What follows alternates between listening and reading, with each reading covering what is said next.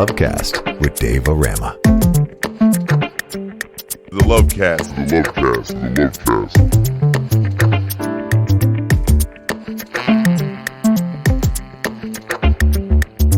The Lovecast with Dave O Rama.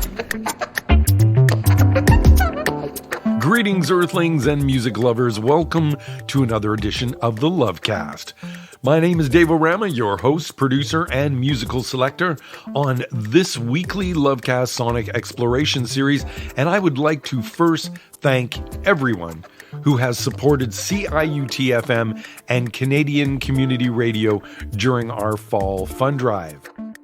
Also, thanks to Dina, our hard-working accountant, for getting me the list of Lovecast supporters. If you are a fan of the show and your name is still not on my list, you can still donate and support the station and the show with a donation at www.ciut.fm. This week on the program, the musical selection is all Canadian, and in addition to that agenda, we also have a special guest on the show this week, our old friend, award-winning British Columbia-based musician, DJ, composer, and eco-warrior, Mr. Adham Shaikh. I ran into Adam this past Labor Day weekend at the Quadra Island Arts and Music Festival, also known by locals as Quadrapalooza, out here on the west coast of Canada. Adam and I sat down at my campsite behind the main stage and we had ourselves an interesting conversation about music and environmental consciousness.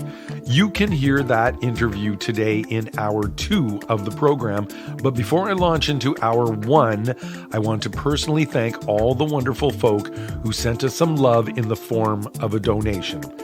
These are the people who supported Canadian Community Radio financially through the Lovecast. I apologize in advance if I mispronounce any names, as I have no real verbal reference to them.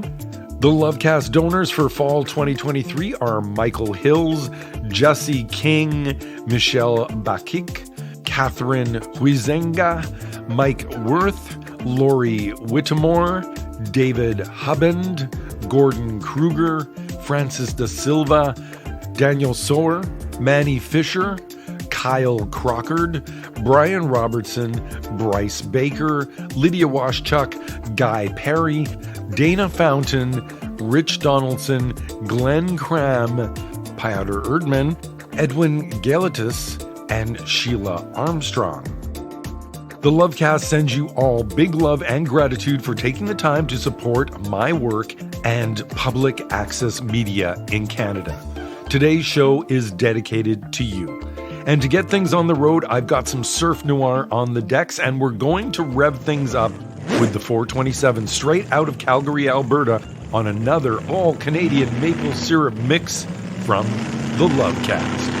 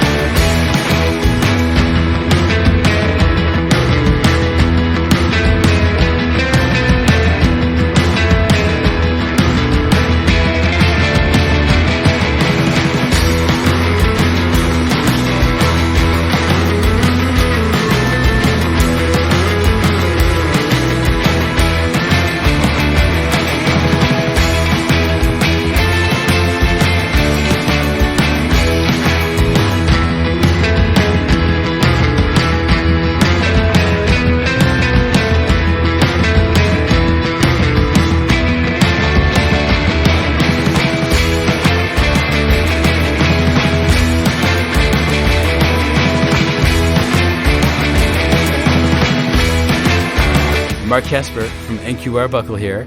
You're listening to the Lovecast with Dave O Rama.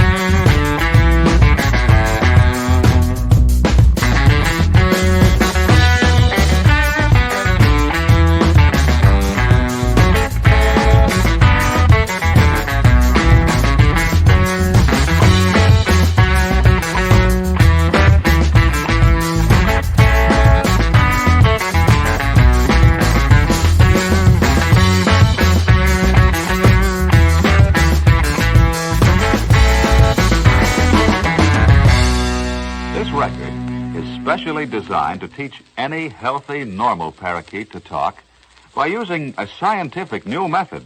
A carefully trained voice repeats over and over the same words, the same phrase. in a manner that most parakeets are most likely to imitate. Good morning.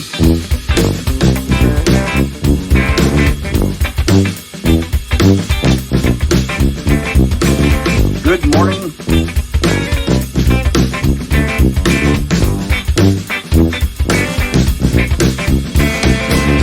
Today,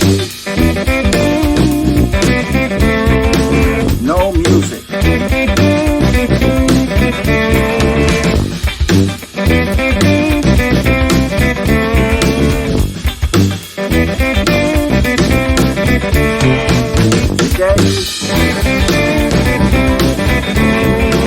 No music.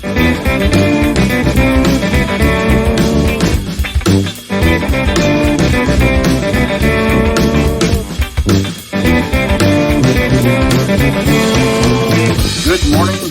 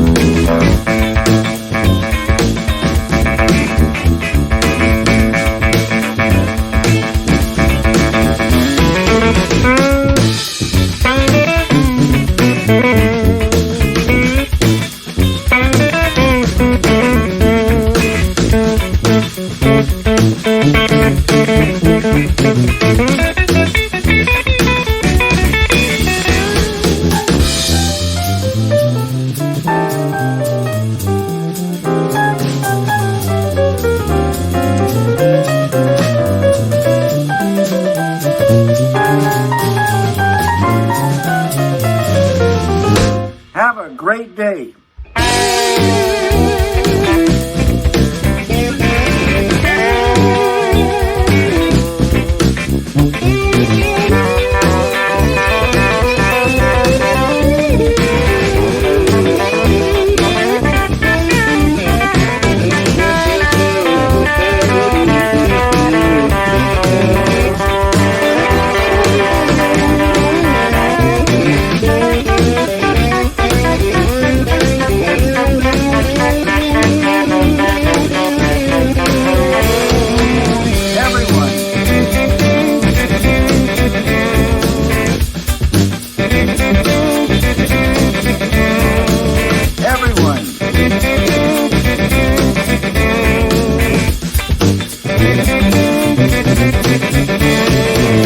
Good morning.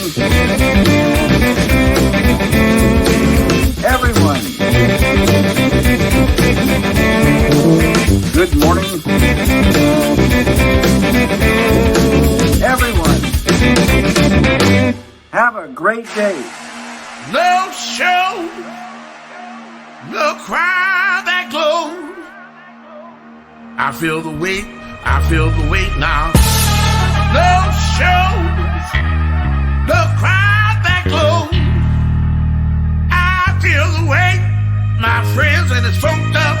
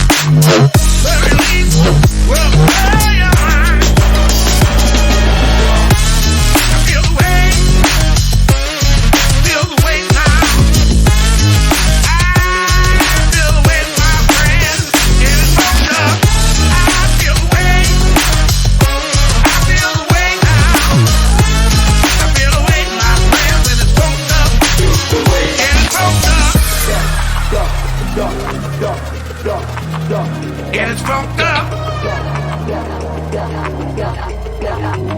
And it's funked up. Feel the way. I know how to feel the way. And it's funked up. Feel the way. And it's funked up.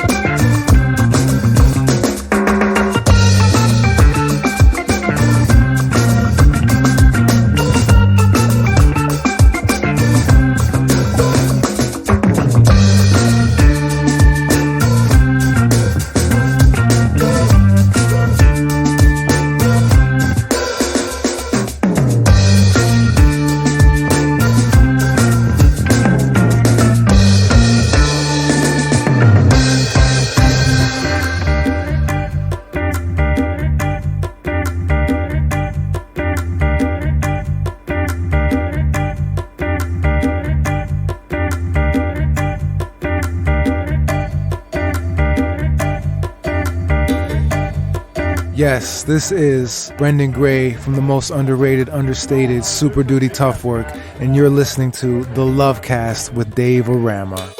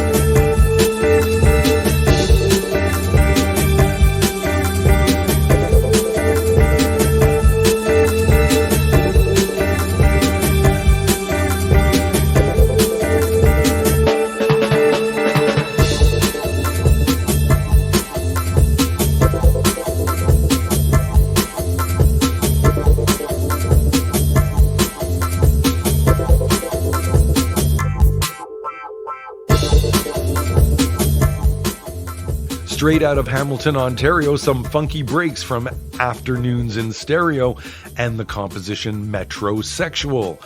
We also heard some funky instrumental vibes from the debut album by Vancouver Island-based trio Space Junk Removal Service.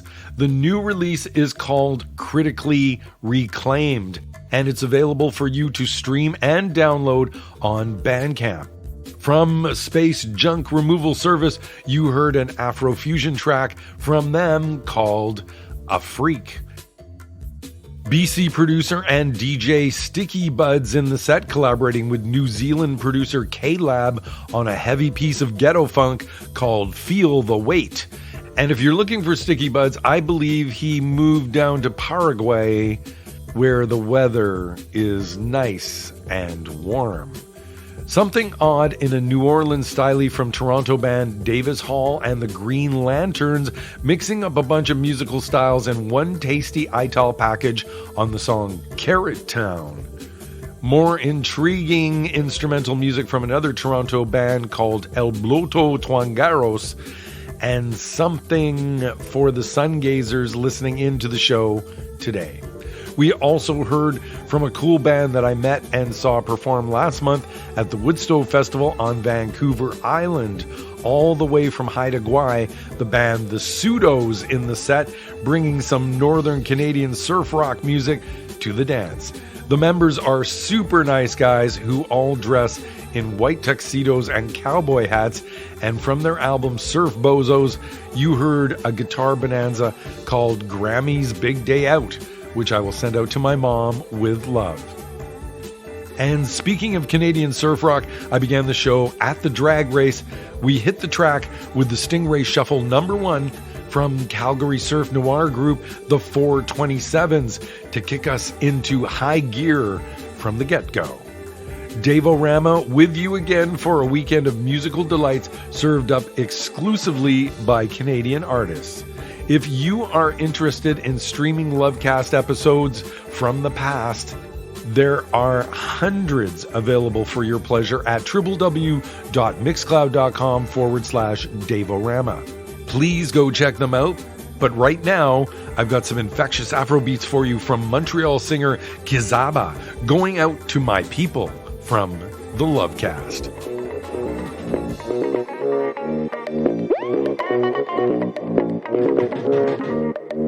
CIUT 89.5 FM, the sound of your city. I have so much love to share with you. The best thing I have for you, it comes from my heart.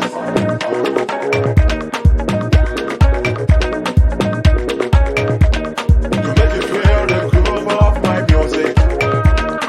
Here it is my love for you. To make you feel the groove of my music. To make you feel the groove of my music. Loving you.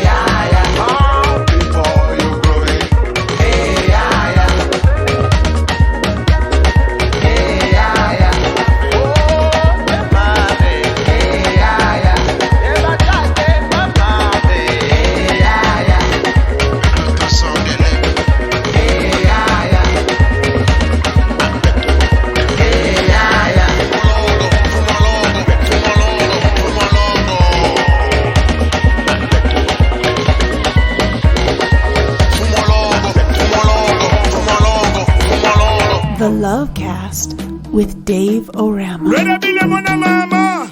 Voice P, mix moi ça. À tous les gars qui font le parcelle de leur père pour ne rien faire. C'est pour vous, c'est pour vous. Yo, Yaka, Poussana Boy. Yo, Babengo, petit malette et Koti. Yo, Yaka, Kina gauche. Yo, Yaka, Kina droite. Si bon, si pas.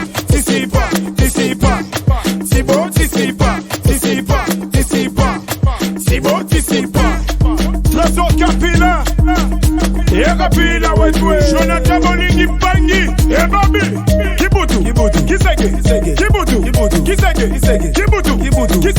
Weston Michel Mukenge Shai, Boteki Lupangulu, Gopandi Sambongo, Yo, Lingi Kakabana Wanako, La Fiesta, Yachache Tina Metro, Stephanie Lakayotu Mutafundi, Pamono na Boati na Kaleba Boskeke.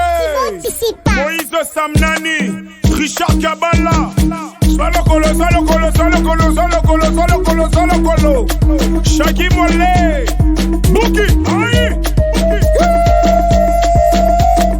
Banula, aïe, yo, Yaka, Poussana Boy, c'est bon, tu sais pas, yo, non, Bengo, petit malade, Koti, c'est bon, tu sais pas, yo, Yaka, Kina gauche, c'est bon, tu sais pas, yo, Yaka, Kina droite, c'est bon, tu sais pas, tu sais pas, tu sais pas, c'est bon, tu sais pas, tu sais pas, tu sais pas, c'est bon, tu sais pas. Le président Stephen Boui, Junior Mwaps, c'est bon, tu sais pas, Olingo Kende, Potona Monga Lupangu, c'est bon, tu sais pas, Tala Sikombo, Wasilio, tu sais pas, Igona Kopie, Koute, Rike Mandala, tu sais pas, Napoko Loto, Combien Berdachou, tu sais pas, tu sais pas, tu sais pas, c'est bon, tu sais pas, tu sais pas, tu sais pas, c'est bon, tu sais pas. MC Red Bull, Mister Founder à la patte à la cuita. Super guerrier, Carmi Pires qui chasse sa karma. On est là, Calombo Boss Ladies. Alfredo le mannequin de Paris. Oscar Maritou. Randy Monos Salil. Anthony Moussoui de Golden Boy. Willy Gabana Chamon de Bordé. Idriss Kalombo Moonshine. Hassan Lola. Benjamin Katan dans le rap. Percy Diamant. Eric Kadeko. Fuego. C'est bon, tu sais pas.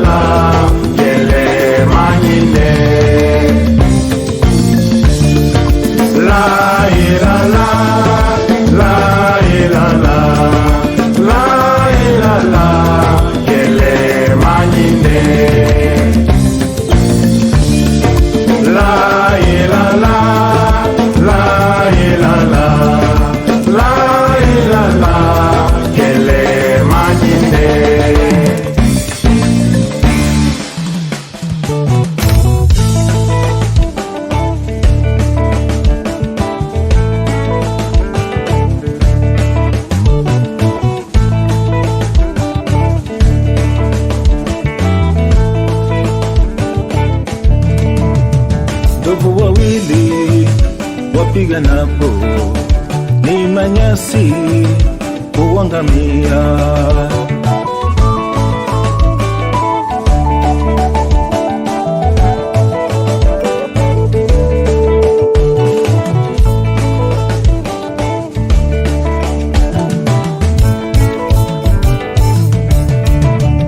Ndovu wawili wapiga napo ni manyasi kuangamia.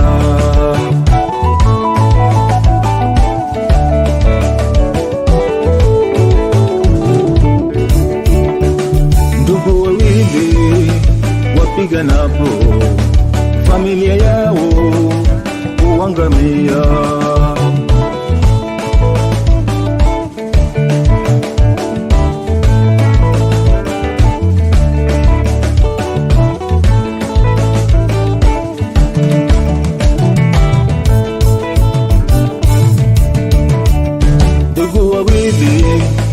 Wapiga napo familia yao kuangamia.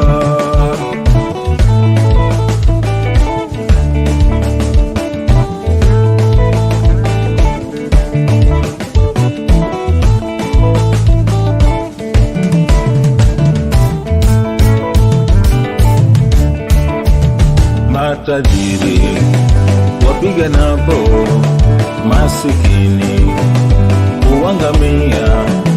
Mataifa yapiga napo wananchi kuangamia.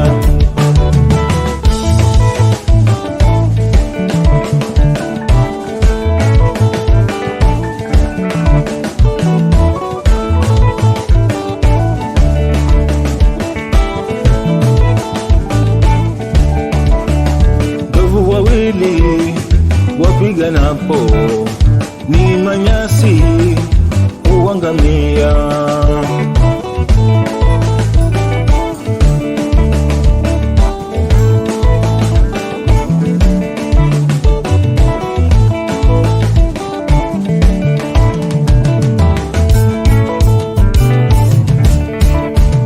Ndugu wawili wapiga napo familia yao kuangamia. Oh, yeah.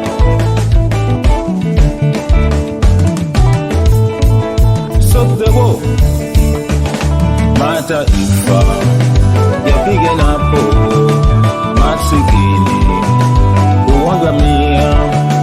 Mataifa yapiga napo masikini kuangamia.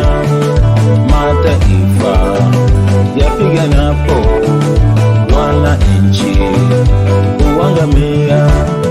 Mataifa yapiga napo masikini kuangamia.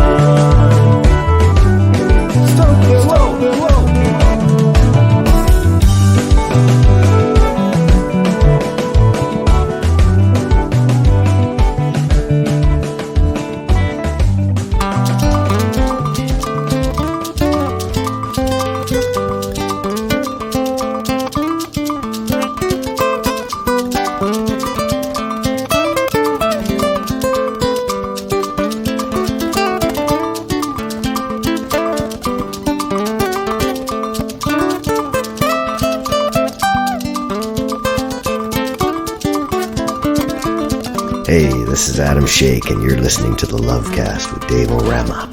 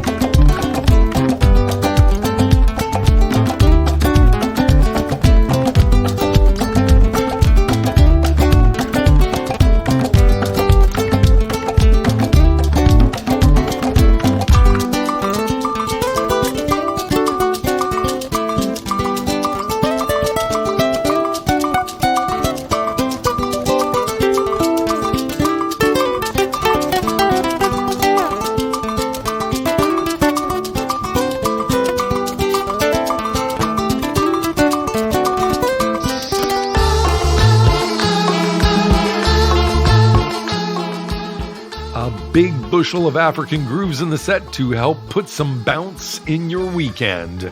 From Mozambique by way of Winnipeg, that was dancer, choreographer, instructor, and musician Casimiro Unhusi, coming from his 2021 release Zakuna Mata, and an instrumental to put some joy in your heart called Kupenda, which means love in Swahili.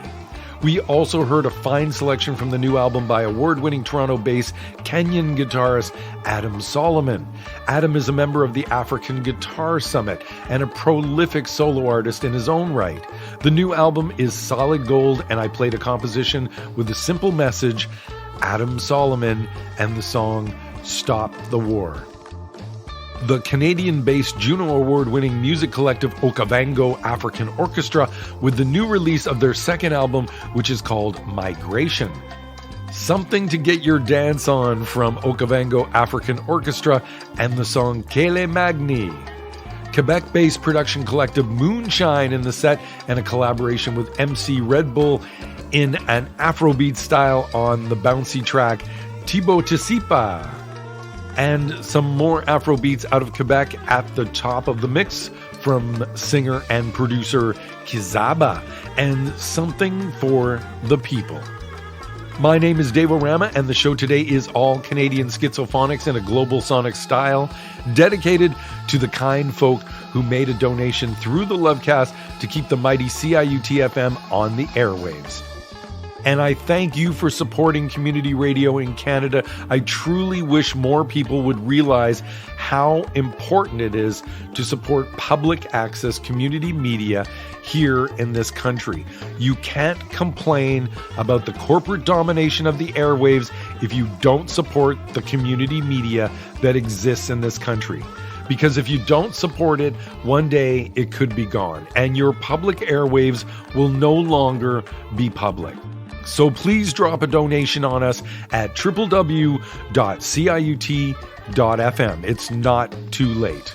The Lovecast is all about supporting the artists that make music, and I join you here every week to share the positive powers of global music as a way to bring people of diverse backgrounds together. We are approaching hour 2 of the program, where I will be sharing with you my recent interview with celebrated Canadian electronic musician Adham Shaikh, where we discuss festivals, music, and environmentalism. That's coming up in the second part of the program. So to take us there, here's an instrumental by Vancouver chicha band Empanadas Ilegales. I love this band, and if you live in Toronto, I hope you caught their show last night at Drone Taberna on Queen Street West. I really wish I could have been there. To take us into the next dimension of the Lovecast, this is Empanadas Ilegales and Lamento de un Galax.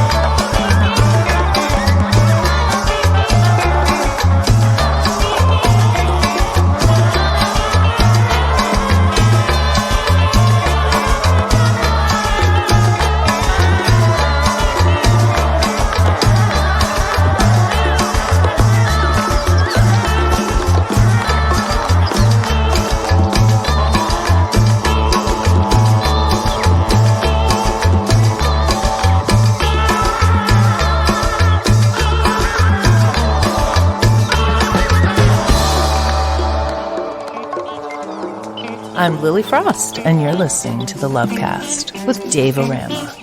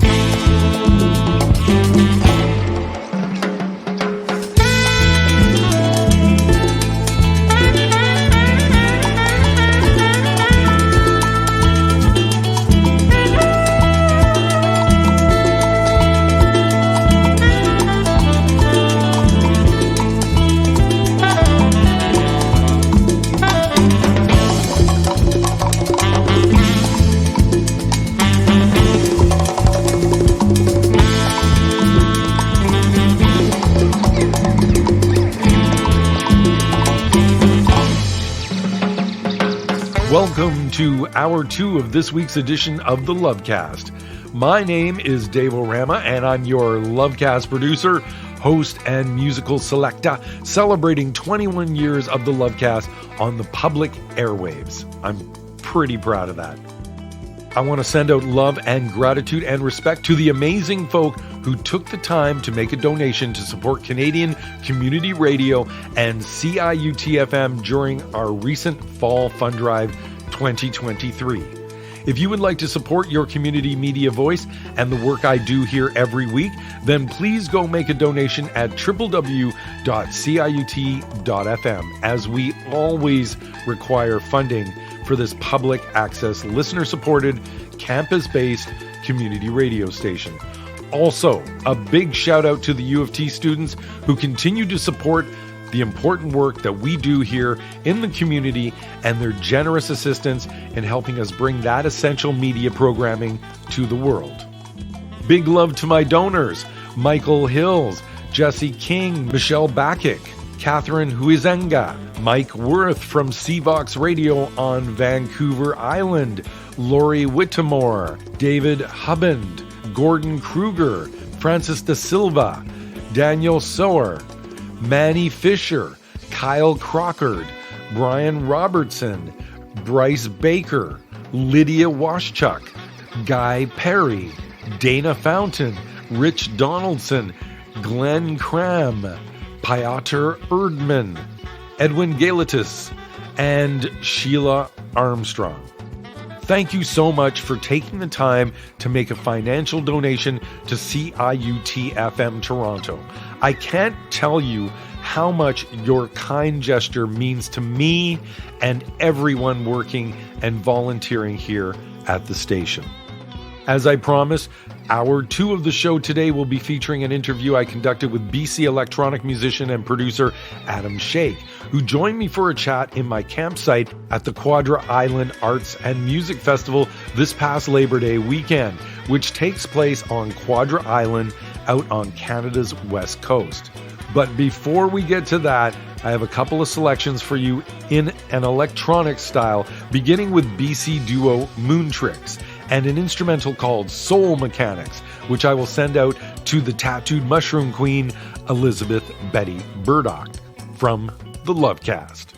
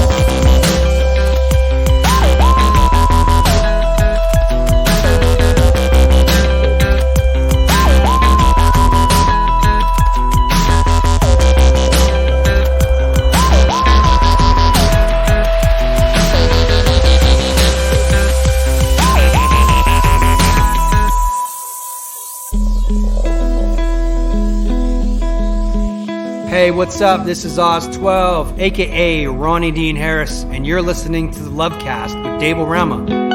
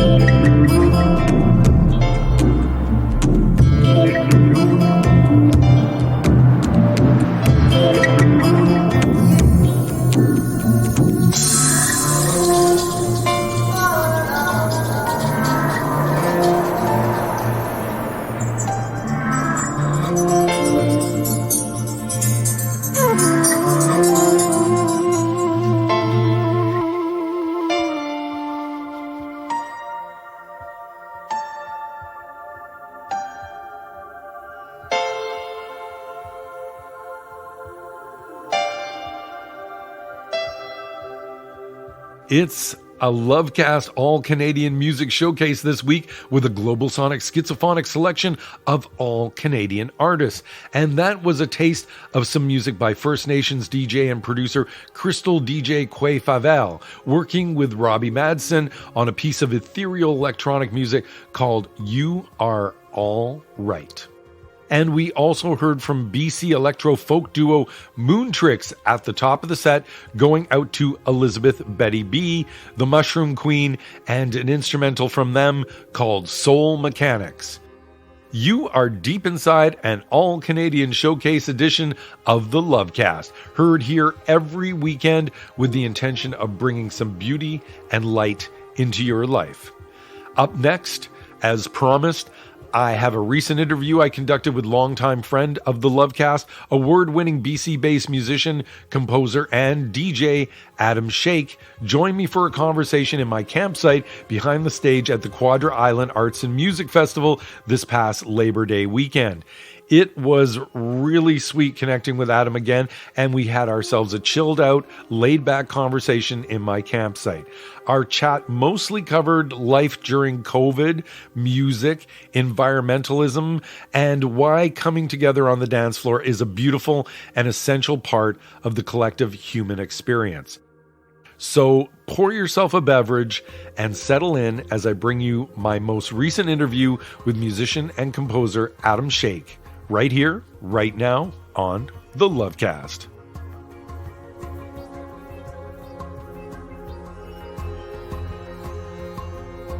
Well, here we are at the Quadrapalooza Festival on Quadra Island, and I'm with my old friend Adham Shaikh, who I haven't seen probably last year. That was last year. That's I think. last year, and yes, we hung out last year. Monkey Dragon booked you for the Crop Circle Festival. Yeah, and a bunch of people showed up for that, and that was an enjoyable time.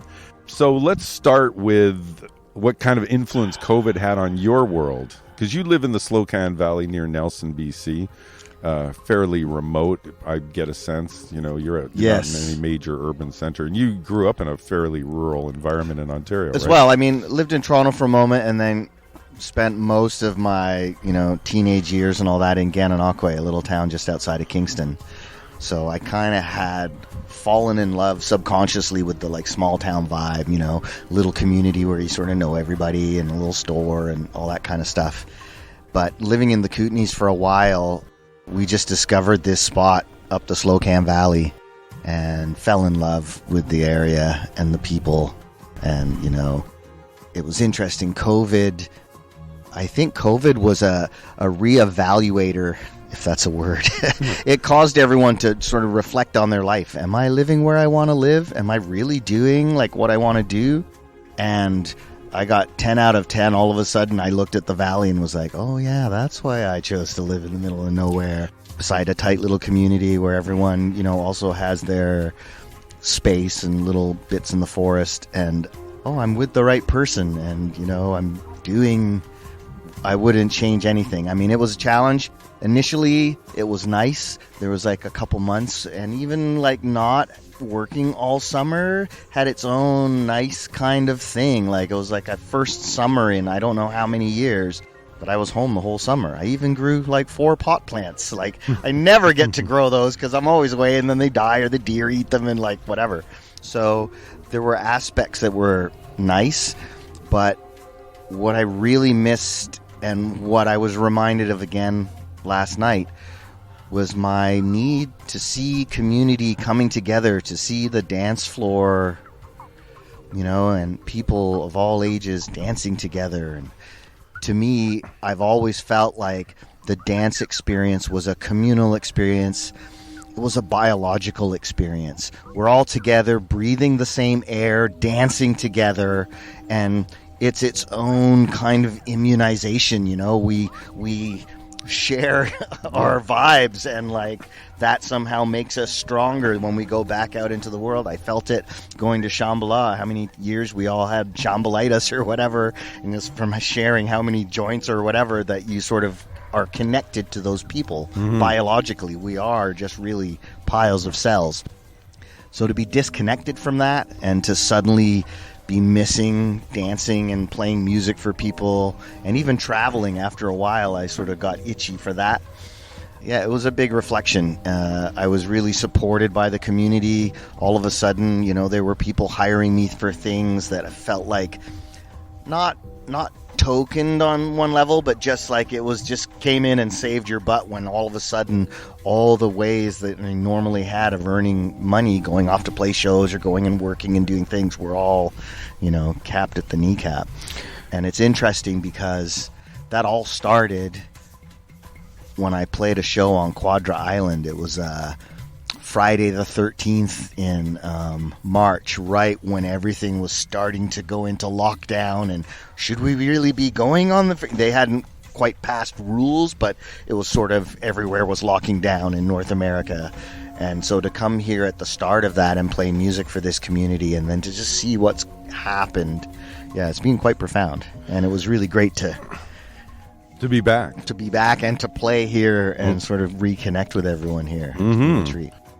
That's interesting, all the things you mentioned there, because I felt the same way. As someone, I'm from Toronto. I moved to Lovecast Island 27 years ago, and I felt the same way. I don't know if that's what you were getting at in your comments about COVID, but I kind of knew these things were on the horizon, right? Like if you're paying attention, you can see the writing on the wall. And I moved to a small community because I did not want to be in a big urban center with millions of people. Yes. When that kind of thing goes down. So, you know, like you said, you're in the right place. You know, you weren't being highly affected by that because you had your family and you were in a remote area, and that's the same with me.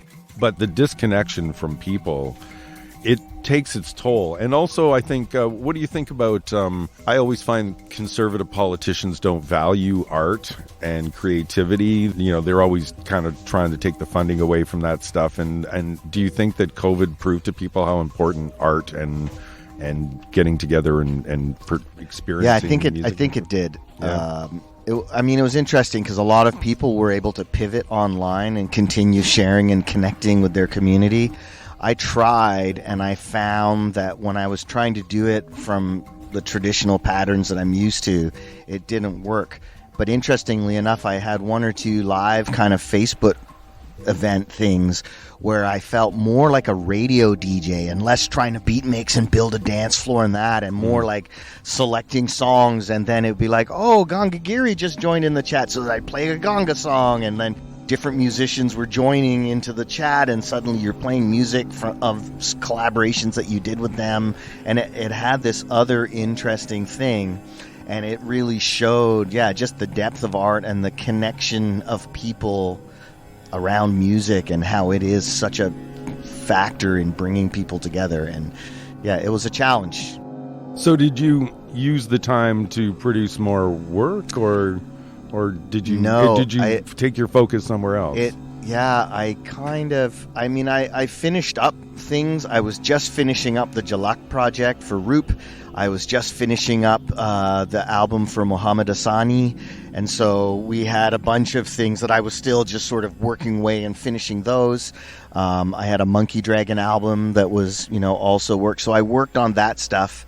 But after that, I found that I kind of, as I was just watching the world implode in a surreal, totalitarian nightmare of control and manipulation and censorship, I didn't know what to write or say. Like, besides, I started writing some angry hip-hop lyrics, but I never manifested them. And in fact, I pivoted to, I built a sauna. I had always wanted to have a sauna, and we had milled some wood. My friend brought his little mobile lumber mill, and I milled a bunch of cedar and built a sauna, and that took me 3 or 4 months, and I just focused on that and started doing things around the house, and finally fixed that thing over there and repaired that and did that kind of stuff that was always, when I'm working, I always have such a list of projects for clients and films and things that there's often not enough time to do my chores, so to speak. Firewood was done early that year. Oh, nice, right. And just on that note, we're talking about living kind of rural lives. Do you find in BC, I get a sense of this maybe, that BC doesn't have a big urban center for music, that a lot of musicians kind of in the BC music scene live these more rural lifestyles and have their studios out in different small towns and places like that. Yeah, I think islands, so. Yeah? I mean, it's not like Ontario. We don't have the big Toronto hub that sort of is the center of everything. I think it's been my success in BC is playing the small communities, all the Gulf Islands and, all the communities up and down the coast. It's small communities, from Artswells and Smithers and Salt Spring and, Denman and all these places. That seems to be more where the people are. It's more spread out, rural and spread out. And Vancouver somehow has always struggled to have a kind of music scene. There's been moments where there's been a bit of something, but the live music kind of faded in the early 90s, and as all the venues that were live venues became DJ venues or just closed. And I think the liquor laws played a big part of that too. They're quite backwards compared to other, societies, but we live in the better control, British Columbia. Yeah, it's totally it was for the longest time totally the opposite of what you'd see in Quebec, where it's very free, like with liquor licensing and outdoor. You go to the jazz festival and there's outdoor beer gardens, and you bring your wine to the restaurant, they'll decant it, and then you get BC and it's like no playing pool until 7 p.m. in the town pump back in the day. But I could say then perhaps that's maybe one of the subtly positive elements that came out of the pandemic, was that somehow it seemed like rules around being able to drink a beer in the park or a glass of wine or whatever, like some of those laws got relaxed, and there were designated places, and now it seems like, in most parks, if people are being respectful, they can have a couple beverages and whatever.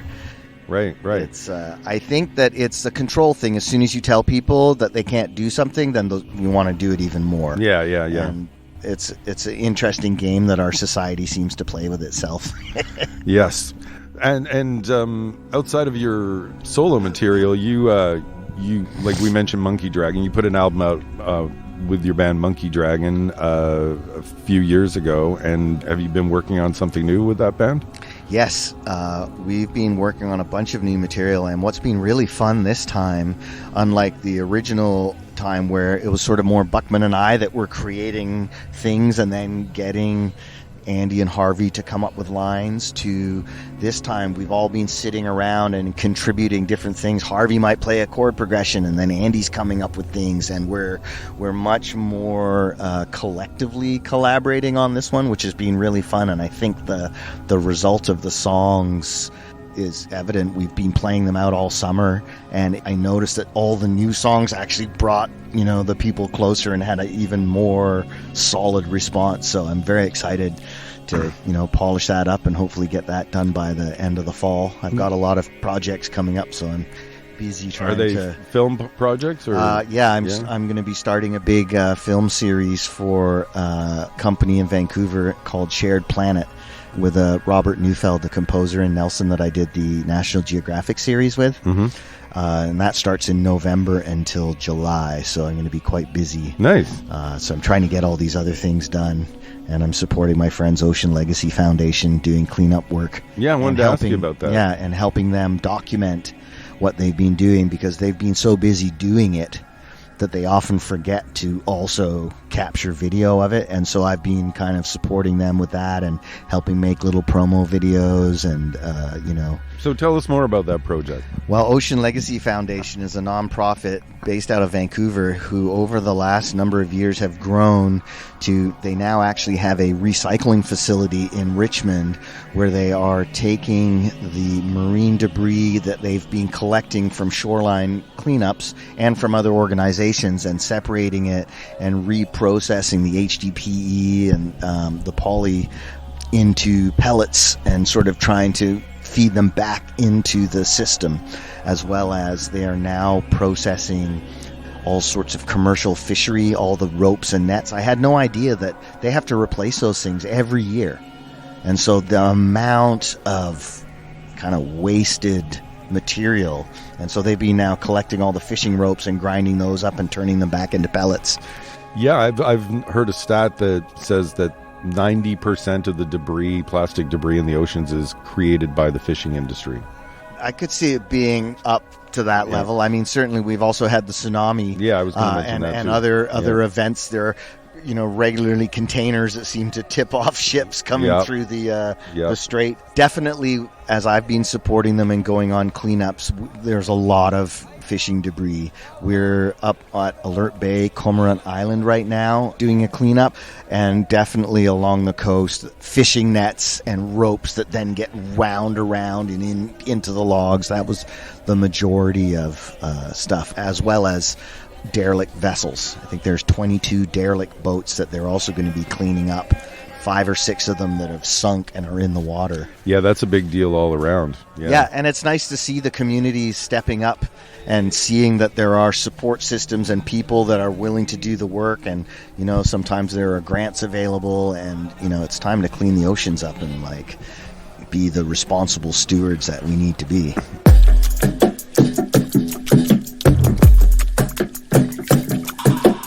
When we say mini wichoni, It means water is life, but it also, we say that because those phrases come from a sacred and cosmic relationship with water, taking into our being the origin of water, which is connected to the creation of the universe.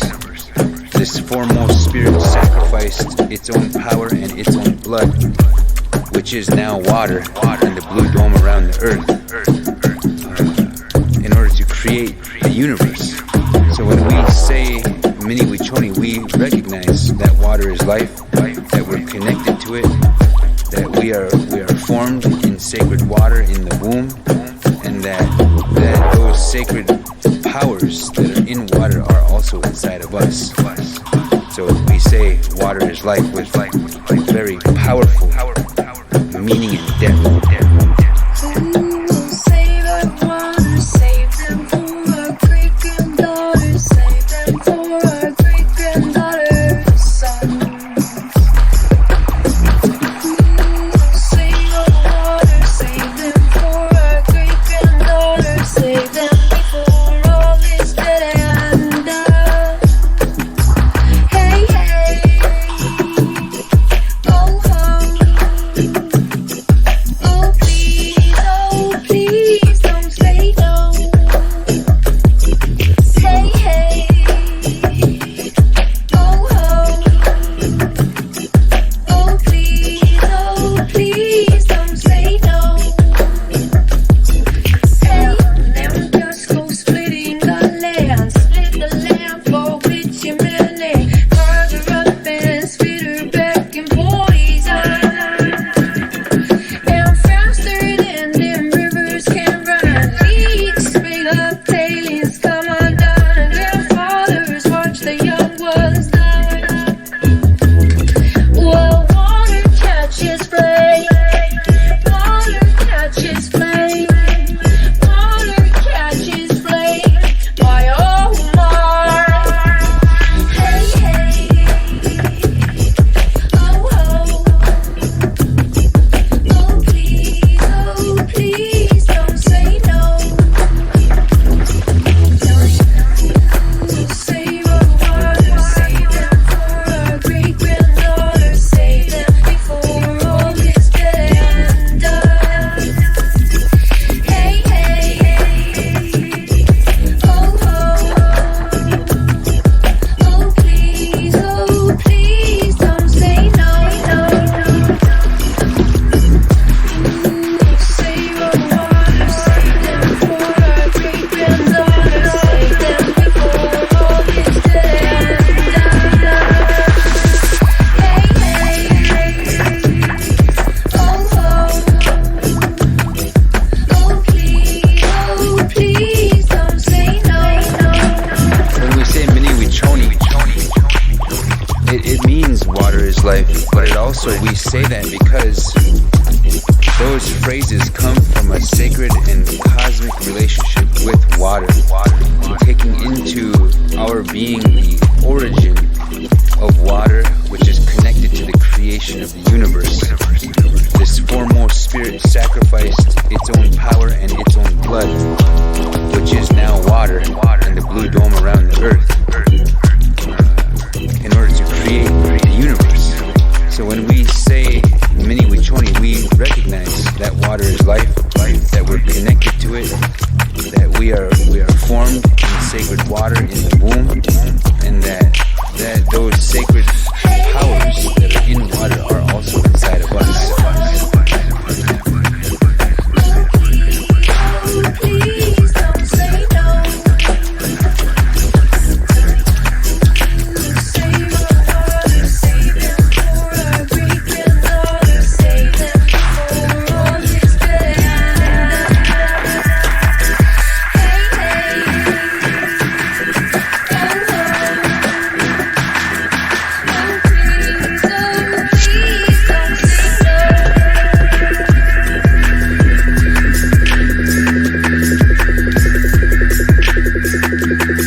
IUT 89.5 FM, the sound of your city.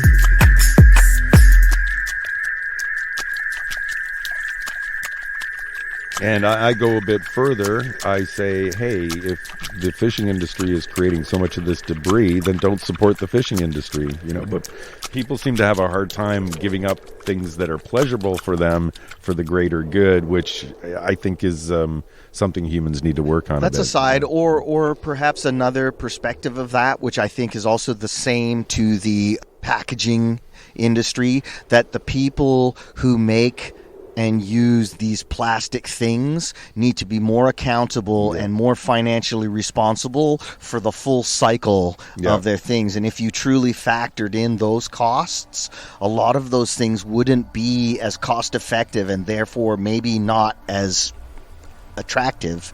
And suddenly glass might become a better medium again because its cost per use and reuse is so much better than, you know, some chunk of plastic. And that would also affect the price of seafood, which would make it less affordable to a lot of people too. If they were responsible for that whole cycle of the plastic, it's going to make their product more expensive, right? Or, as we all, you know, want to reduce expenses, cause people to be a bit more creative in coming up with solutions and looking to the rest of the planet for solutions. Because I've certainly traveled around, and I remember the first time I went to India, I was blown away at, you know, because I had come from the West, and then to see that all the food containers were like crushed, pressed banana leaves. Yeah. And then when you were done with them, you kind of chucked them on the ground, and then the cows came along and ate them. And there were little clay, you know, unkilned clay pots, and you drank your stuff and you toss them in the ground and they turn back into dirt. And to see them suddenly go to plastic and all this stuff and then still throw it on the ground thinking it was the same, and to see them now coming full circle to reintroducing their own, you know, environmental considerations, and to think, you know, there's tons of that stuff going on around the world. That's great to hear, because somebody pointed that out to me a few decades ago, that exactly that going on in places like India, where their containers were all biodegradable, and suddenly when plastic came in, they were treating them the same. They had the same muscle memory. Yeah. And they hadn't had the understanding or the education that this was not that. And I think it was marketed, you know, as well, that it was reusable and recyclable. It's plastic. And people just still kept the same patterns. But we also see that in the festival scene, right? Definitely. You'll go, like, here in BC, there are producers who love to put on events in really remote areas, you know? And then there's big things like those big country festivals that they used to have in the interior, or big rock festivals, and you'd see the difference. These remote festivals, a certain type of festival where it's all pack in, pack out, very responsible. Some places I've been to, like Pachina Bay or Diversity back in the day, no garbage cans, no recycling. You know, it's people are trusted to take it out again, right? And then you see the opposite. Even with places like Shambhala, I've heard that there's so much stuff left behind that people end up bulldozing it into giant piles. Yeah, right? They've been burying the Shambhala debris, I think, since the beginning, and that's its own thing. I definitely heard perspectives about why it's become like that, and part of it is just being the outrageous kind of price gouging from the paying more money to go in early and more to park here, and it's creating this stratified thing. And so when people leave, they're just kind of like, yeah, you charged us so much, you clean it up, right? And it's kind of the wrong perspective, but I can see how it's grown that way. Yeah. We're hoping humans will evolve their I mean, just probably seen pictures of Glastonbury. Oh yeah, and that started out as a little farm festival. I think it's the sad result of maybe just the physics of scaled humans. I think it's privilege too, because I've worked in environments where I've tried to create pack in, pack out situations, and there's this thing where people, they just kind of go, oh, I've finished with this container, where's the receptacle that it goes to? And then in their mind, it's gone, right? It's just like, I had that drink, and now where's the thing I throw it into? And it doesn't occur to them any further where that goes, you know? yeah, we've got a lot to learn. And Well, they got us on our little treadmills, you know. Yeah, I know. We're in the Matrix. We're in the Matrix. So, and do you think music plays a big part in forming people as a way of getting kind of these kind of ideas across to be more responsible in various ways? Or do you think that we're just kind of going towards more like, let's just party until the earth burns kind of thing, you know? Well, I definitely feel like we are kind of the dance band on the Titanic sometimes. I don't know. I've had a width of perspectives on that. I definitely felt as I was younger that music had a stronger influence on that and changing the world, and, you know, insightful lyricists writing profound, deep lyrics that change people and move people. And I think that is still there, but I feel like the momentum of the system, the control mechanisms that are in place, the large corporate, just, you know, like the plastic lobby or the oil lobby or all that kind of stuff has just got its control in a way that makes people feel like they can't really accomplish anything, maybe.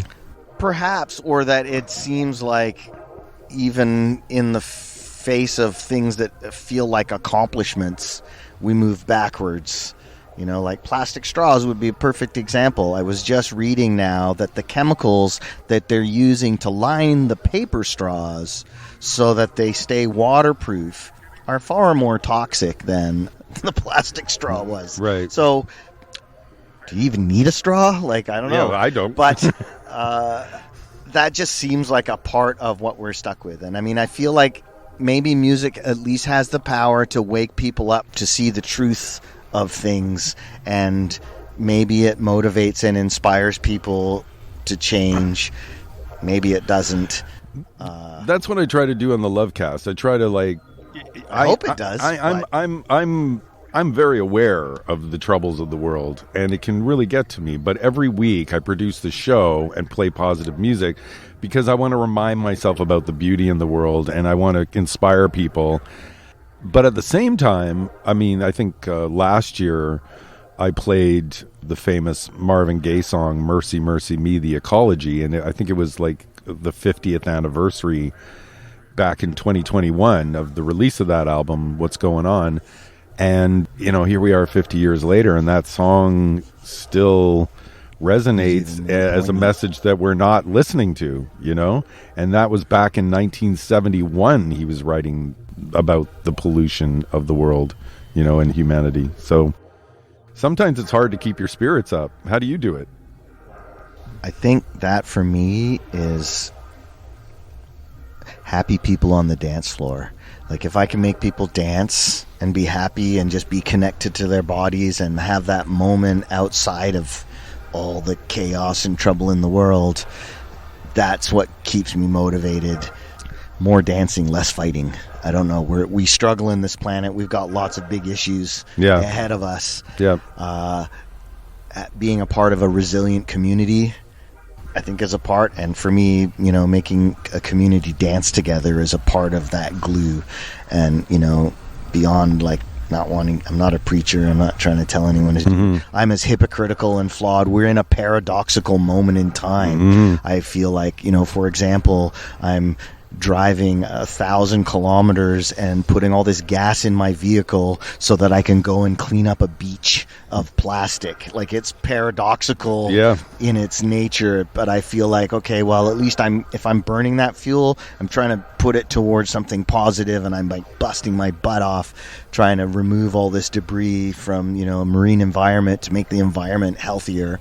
And so hopefully it's offsetting the thing, but we're just fraught with paradox, and that can be overwhelming. And I don't know. I give up, and let's dance. Yeah. Yeah, let's dance. I don't want to give up, but I want to not celebrating necessarily. But just getting into that tribal trance, inspiring people. Yeah, let's connect and inspire and move. I'm often reminded of that old Max Romeo song that was produced by Lee Perry, 1 step forward, 2 steps backwards. It always comes to mind in this dance we're doing on the planet, you know. Isaac Chambers has a great version of that. version of that. Yeah. That's quite poignant. Yeah. I did a couple films last year, and that was really fun to be the principal composer, where unlike other projects where often the directors have a very clear vision of what they want, I got to kind of just be inspired by the film and come up with my vision, and to have that land, that was like something really great. What were the films? One of them was called 940 Caledonia, and it was a story that followed the homeless encampment in Victoria right at the start of the pandemic, when all these people were getting swept out of the shelters, and there was a real crisis, and it followed a couple characters dealing with that and trying to navigate that as these tent villes got pushed around to different places. And the other one is a really potent film about the history of the Columbia River and the treaty and all the sort of a recounting again of all the indigenous communities that were displaced from the largest salmon run on the planet, and just how that changed things, and sort of just setting the groundwork for all the indigenous communities that are going forward, as the treaty is due for renewal in 2025, I believe.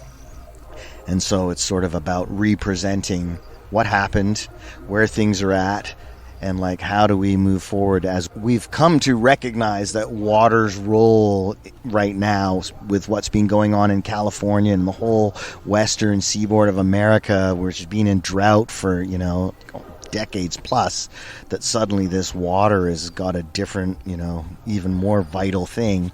And to start learning more about the difference between an alive river and a dead river. Right. And an alive river is not dammed or straightened, and like it's alive, it's full of life, and it carries life, and it feeds the environment around it. The eagles take the salmon and they fly up into the trees and they eat them, and then their carcasses fertilize the forest. Yeah. And like it's a much more tightly interwoven ecosystem. And when you cut off the main driver of that, how those ecosystems die.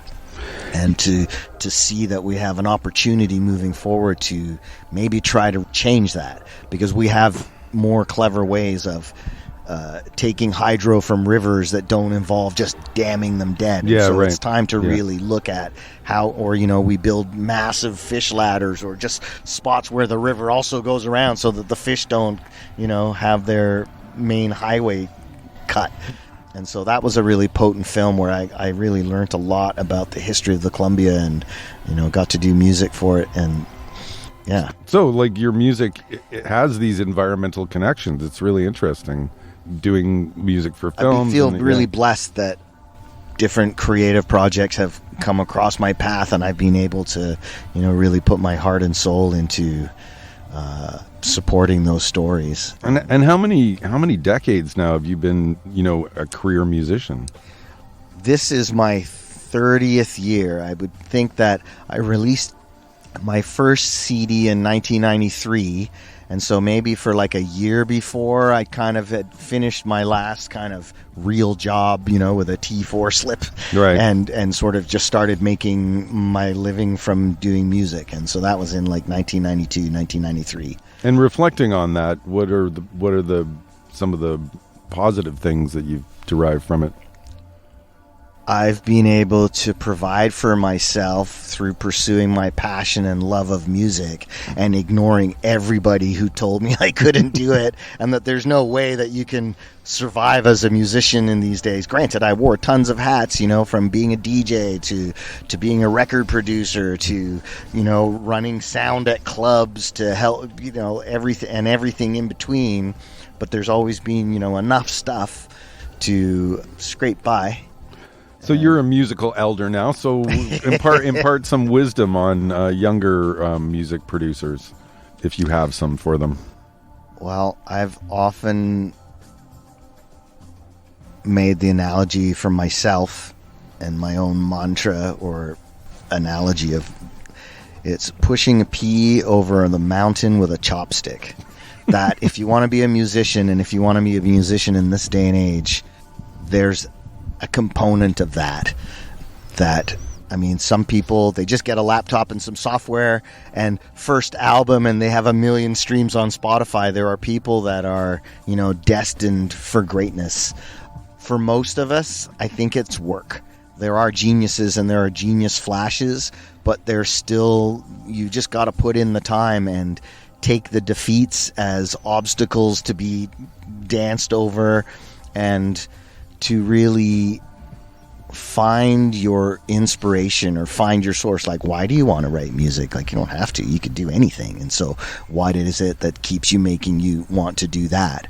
And beyond not overanalyzing it too much, but just to nurture it and to just persevere, All right, anything to conclude with? Wow, I would just thank you for continuing to spread the vibes through the radio waves and, keep the torch lit. Keep inspiring us artists with all the, the great crate digging that you do. And, well, thank you. Definitely appreciate it. Yeah, and we're both music junkies. Music is my favorite drug, and obviously, I think it's most people's favorite drug. So, and it's a great antidepressant too. So, absolutely. Yeah, Adham Shaikh, thank you very much. Thanks so much, Dave.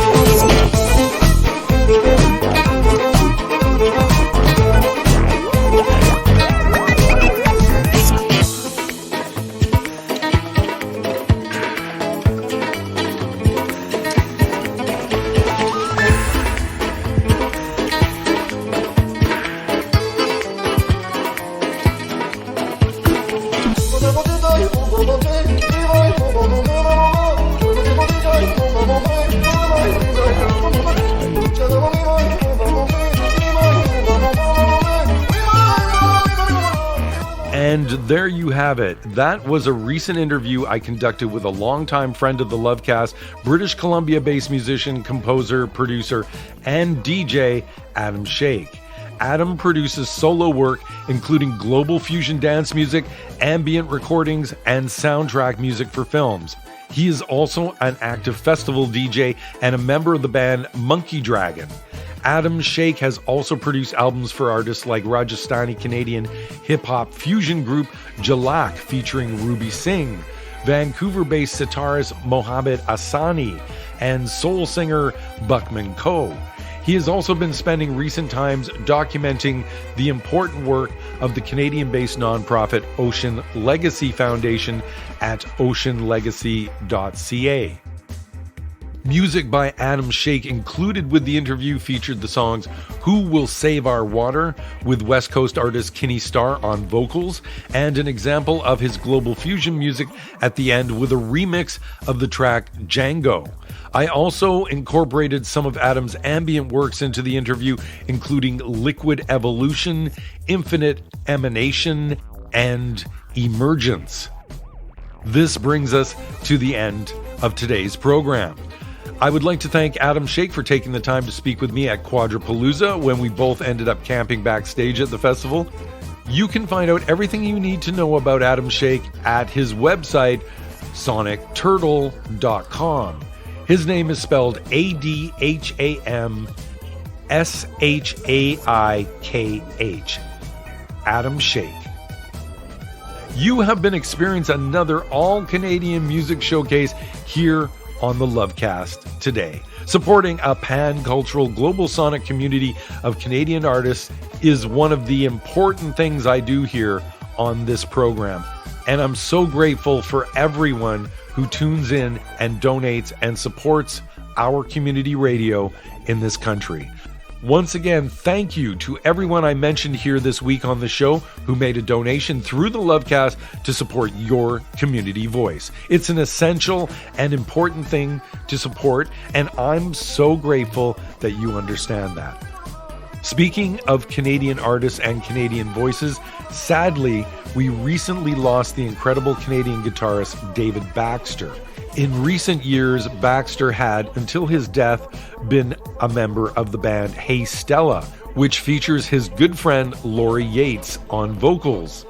I believe that today was Mr. Baxter's celebration of life. He was an incredible guitarist, and I have many fond memories of his shredding abilities during the many times I went to see his band, The Sharks, in the very early 80s. David Baxter was only 68 when he passed away a month ago at Toronto General. David Baxter's bandmate Laurie Yates has just released a new single, and I thought it would be appropriate to dedicate it today in David's memory. The song is called Alive, and I hope it will inspire you to enjoy and appreciate your time in the world and motivate you to check in here with me again next weekend. So until we meet again, my name is Dave O Rama, and I wish you peace, love, and consciousness.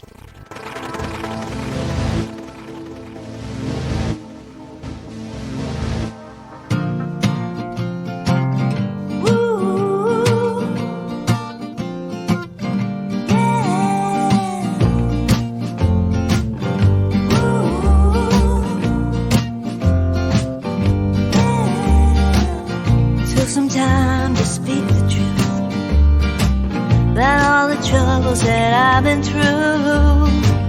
I'm standing here and I'm living proof.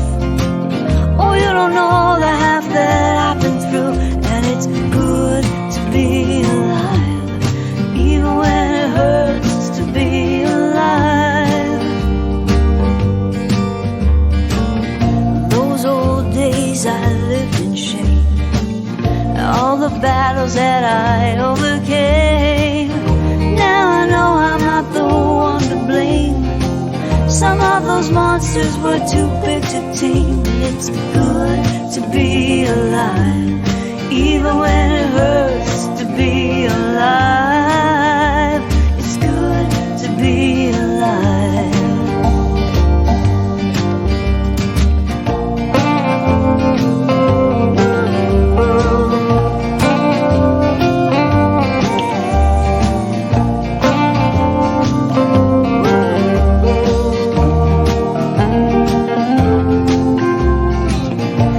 Staring at an open sky, not looking back, no reason why.